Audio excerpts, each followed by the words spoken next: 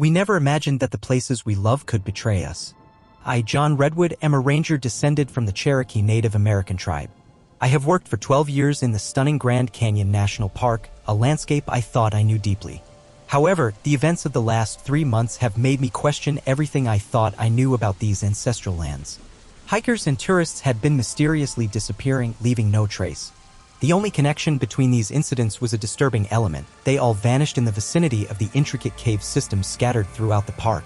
My colleague Sarah Woodhawk and I were tasked with investigating these strange events.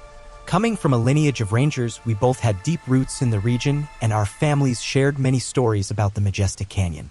However, nothing could prepare us for the challenges that lay ahead. One afternoon, as the sun bathed the canyon walls in golden hues, Sarah and I stumbled upon a hidden cave entrance. There was something eerie about it, an unsettling energy that sent shivers down my spine. Reluctantly, we ventured inside, armed with flashlights and unwavering determination to find answers. As we delved deeper, I felt something peculiar in the air. It was undeniable, there was a presence with us.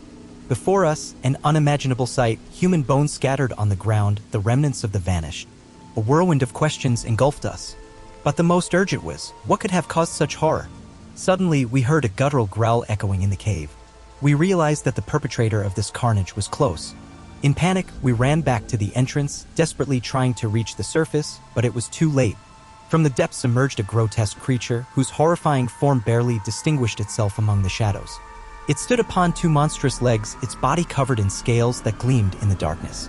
Its eyes glowed with a sinister red, and its mouth was filled with teeth as sharp as blades, which had taken the lives of so many innocent souls. We were cornered by this ancestral horror.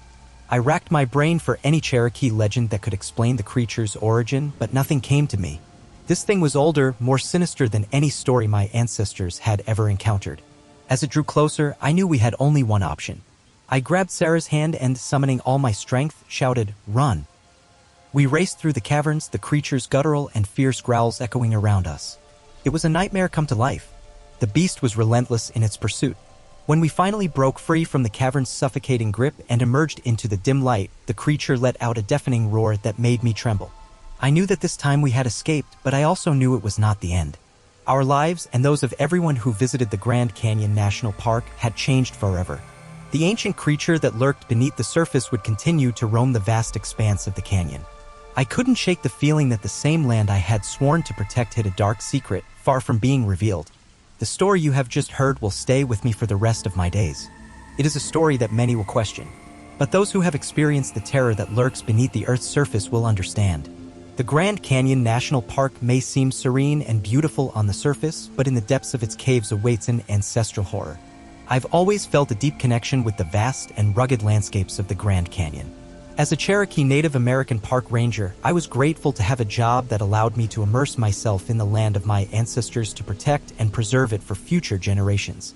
My name is Nolan Dos Rios, and for the past 10 years, I've patrolled these canyons, keeping both the land and its visitors safe, or so I thought.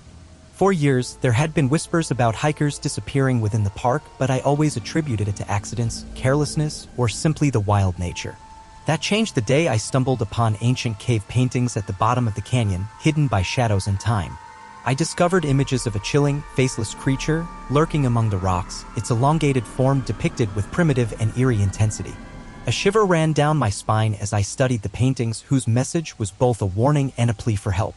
I couldn't shake the feeling that something ancient and sinister was watching me from the darkness, waiting for the right moment to strike.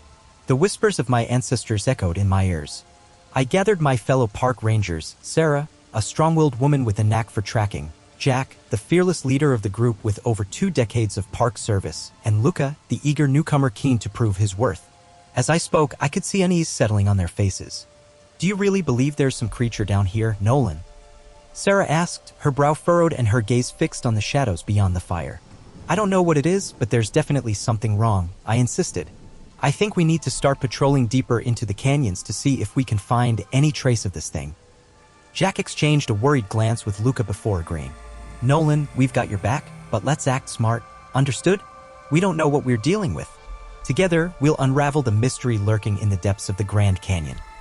We spent days meticulously searching every cave and crevice, every sun-baked ledge, and every shadowy corner for any sign of the creature that haunted our thoughts. As days turned into weeks, our determination gave way to frustration and doubt.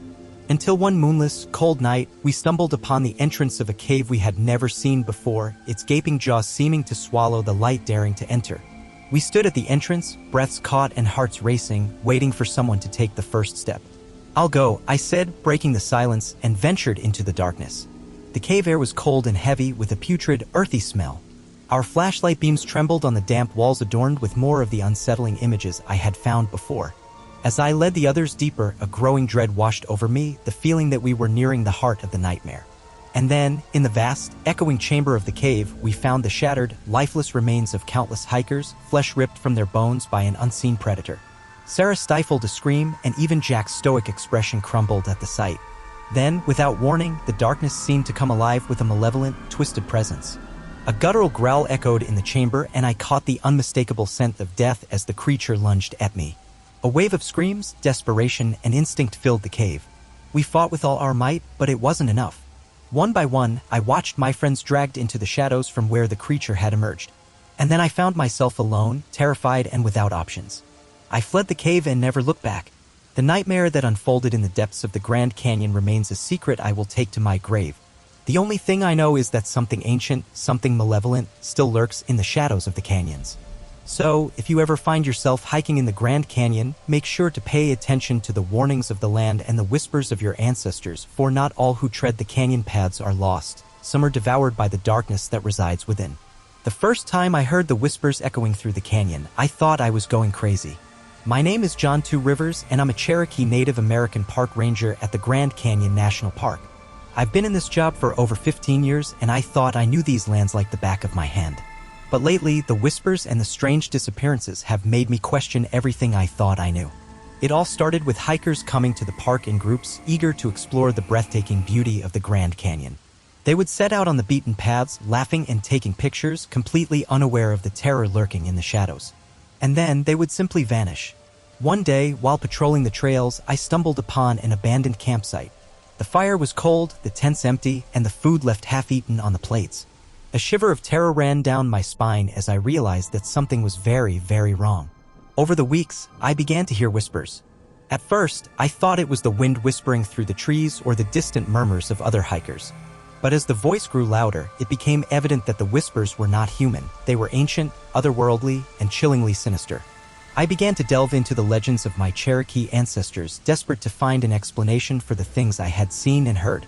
That's when I came across the legend of the Yeli, an evil creature that dwells in the depths of the canyon caves. Legend has it that this creature has haunted the lands for countless generations, kidnapping and killing those who venture too close to its lair. Determined to end the Yeli's reign of terror, I enlisted the help of two fellow park rangers, Joe and Emma, to explore the ancient caves hidden deep within the canyon. Armed only with our flashlights and the determination to uncover the truth, we ventured forth.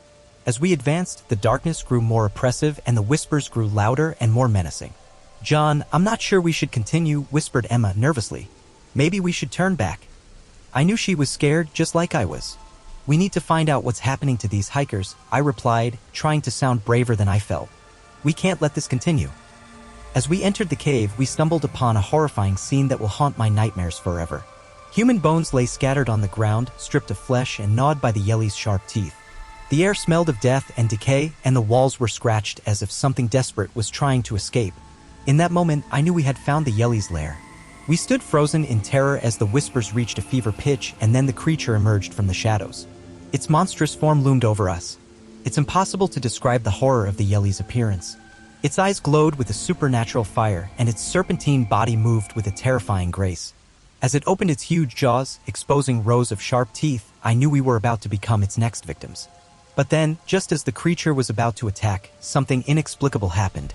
A blinding light filled the cave, and the Yeli let out a cry of pain and despair before retreating into the shadows, defeated in a manner as inexplicable as its existence. We emerged from the cave battered and shaken, but alive. I'll never forget that night. Since then, the disappearances have stopped, and the whispers have faded away. I continue to patrol the trails of the Grand Canyon National Park, but now I know it's best not to disturb the gods. Sometimes, in the dead of night, when the wind whistles through the canyon and the darkness presses in, I can still hear their whispers, a chilling reminder of the ancient evil that still lurks in the depths of the earth. I always knew there was something deeply disturbing about the vastness of the Grand Canyon, a chilling, almost supernatural energy that permeates the air and makes you feel like you're being watched by 1,000 invisible eyes. We've reached the end of another story. Leave your comments and subscribe to the channel so you don't miss the next videos.